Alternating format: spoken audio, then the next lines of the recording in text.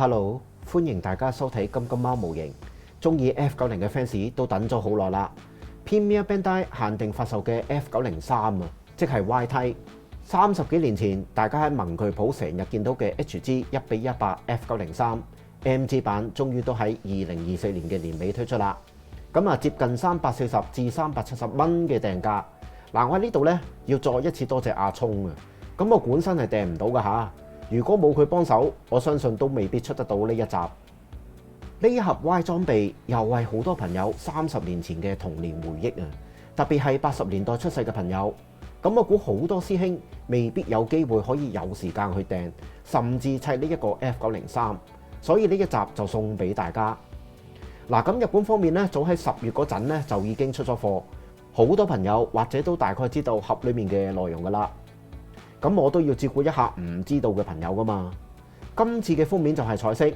嗱，最初 Bandai 公佈嗰陣呢，就用翻呢個懷舊嘅封面作宣傳嘅，可惜最後就冇採用到。咁另外啦，亦都設計為身上嘅節點可以連接其他任務裝備嘅。30年前嘅 HG 版係冇呢一個玩法㗎嚇，所以公佈嗰一刻都非常驚喜嘅。呢盒 MG F903嘅板件都比較多啊。有14塊係成個 F90Y 嘅新板件啊！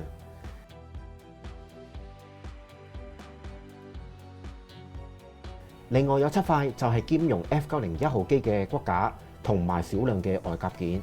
嗱，呢方面大家都會估到㗎啦，因為 Bandai 係一間非常有良心嘅環保公司啊嘛。水貼同埋保色貼紙就係呢兩張啦。但係點解會有咁多紅色水貼嘅呢？嚇？係咪暗示今次嘅 F903係要補大量紅色呢？今集我只係拍攝部分嘅組裝過程俾大家睇嘅啫。咁我相信中意 F90嘅朋友都好熟點樣砌㗎啦。就算你係新手，都絕對唔難。咁我之前係接近25年冇砌過高達模型。F90系列係我早幾年回坑嘅第一部 MG。咁呢幾年我都唔知砌過一次管體㗎啦。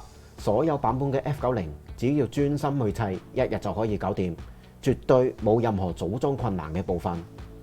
Y 戰機我就簡單介紹一下，呢啲就係分件，總數係有64件嘅，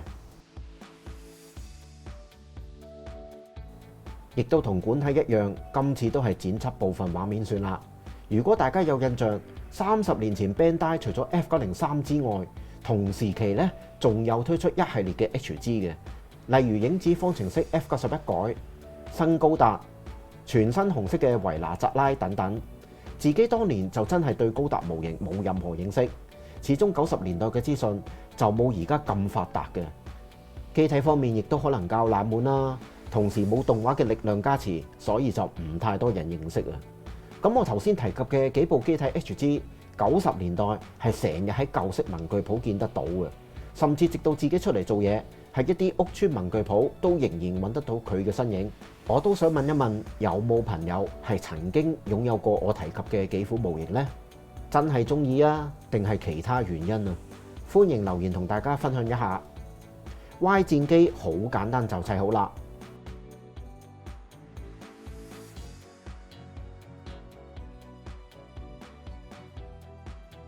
心水清嘅朋友都知道 Y 戰機同海盜高達嘅核戰機係非常似㗎啦。Y 戰機係將機頭咁樣向下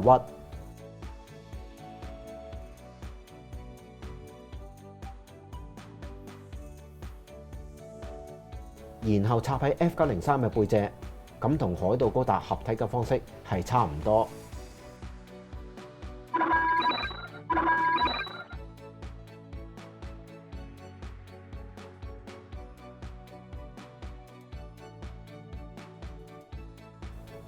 事隔30幾年，喺 F90A 至 Z26 Mission Pack 嘅計劃之下， F903Y 以 MG 版嘅系列下重新啦。成個模型我都係簡單嘅滲線同埋打磨水口就搞掂啦。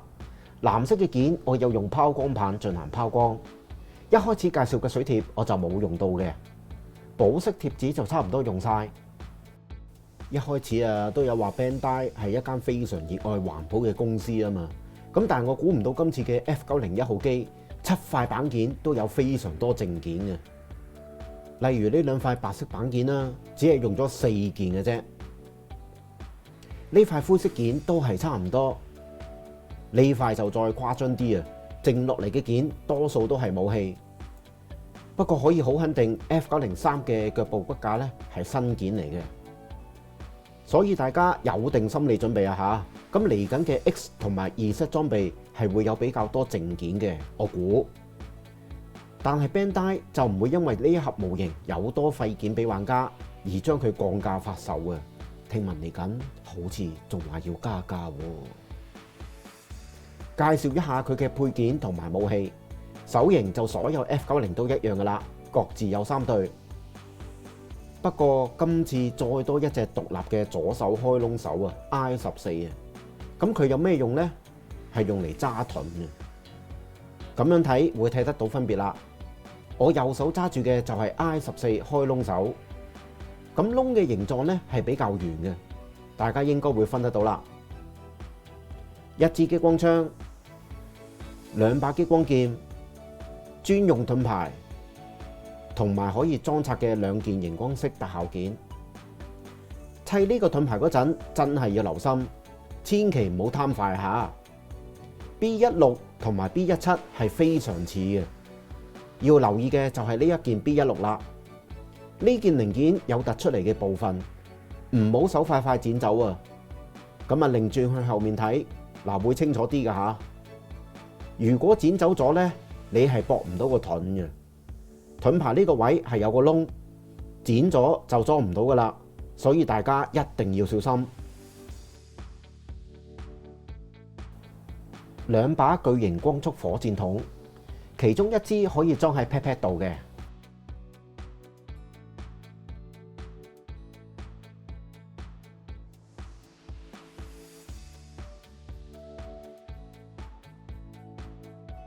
又或者將佢哋分別裝喺側裙甲嗰度，咁啊有啲似 F90 VSBR 炮嘅。一個背包同埋一對手腳，包括摺點嘅分件，都係屬於1號機。唔換手同埋腳，裝唔裝到任務裝備呢？我試咗 A-Type 嗰陣就專登唔換左手。嗱，答案其實都係裝到嘅。嗱，不過我發現到左手同裝甲嘅連接，相比起右手嘅外觀，好似唔完全插入嘅。嗱，呢個就係觀感嘅問題。左腳都一樣嘅。嗱，睇落去都唔係話緊貼白色嘅外甲嘅，不過連接係冇問題，絕對穩陣。希望我嘅示範能夠為大家解答得到換裝嘅時候究竟換唔換手腳啦。再同 F90 1號機比較一下外形啦。前面、左面、背面同埋右面。頭部我覺得 F903 個樣呢就比較兇狠嘅，而且係接近完美分析。出風位同埋火神炮上嘅黑色係要自己補㗎吓。身體去到膊頭嘅設計，我就比較中意1號機啦。手部方面，1號機嘅手腕係闊啲嘅。而腳部嘅外甲就 F903 比較闊嘅，特別係上半嘅部分。我覺得 F90 系列嘅高達就唔係玩可動嘅，嗱，不過都試俾大家睇睇。我試過2個版本嘅可動噶啦，基本上係一樣。咁我只係會試 F90Y。手部有一個突出嘅關節，可以咁樣拉出嚟。膊頭甲有90度嘅升起。手部舉起當然冇問題啦，旋轉都可以。緊貼拳頭貼近身體嘅狀態就係咁嘅樣噶啦。身體都有一定嘅仰下同埋仰上嘅角度。由於有 Y 戰機裝喺背脊啦，所以身體轉動嘅角度大約係咁多嘅啫。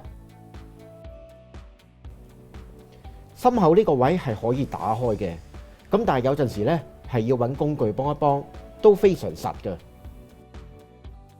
裙甲嘅活動能力都試埋俾大家睇睇啦，都係基本要求。腳部向前提起冇問題，不過 F90 真係唔係咁樣玩嘅，我覺得。腳部夾緊大約係咁多，腳掌都有可動，咁我都盡量試俾大家睇睇。我唔知道大家對佢嘅活動能力有啲乜嘢諗法啦。裝咗上背脊嘅 Y 戰機，最多都係將兩隻翼咧放開嘅啫，或者咁樣都得嘅。如果要將 F903 接上 Unit 1嘅背包，首先就要將 Y 戰機掹落嚟，再加上呢一件零件，先至可以同背包作連接嘅。再俾大家睇睇原先嘅 F903，同埋換上1號機手腳嘅 F903。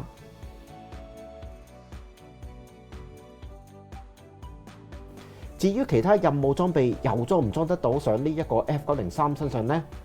咁我會好似之前製作 N-Type 一樣，另外再做多一集 F90 Y-Type 加全裝備合集咧，俾大家參考嘅。最後再擺一啲 pose 俾大家睇啦。呢個 F903 係眾多80年代出世嘅朋友第一次接觸高達模型嘅童年回憶啊！咁當時係 HG， 而家就係 MG， 最大分別就係外形重新設計，咁亦都帶俾大家一個新玩法啊！就係可以喺機體身上換上所有已經出咗嘅任務裝備嘅。咁當然缺點就係 Premier Bandai 限定發售啦，就唔會好似以前咁樣成日都會喺文具鋪或者玩具鋪見得到。所以有興趣嘅朋友，下次 Premier Bandai 再開訂，記得入手啦。如果中意呢一段影片，記得俾我一個 like 同埋留言講下你嘅感受，最好就係分享俾有興趣嘅朋友收睇。未訂閱嘅朋友，希望你會訂閱，咁從而幫忙提升我嘅頻道曝光率啦。好，下集再見。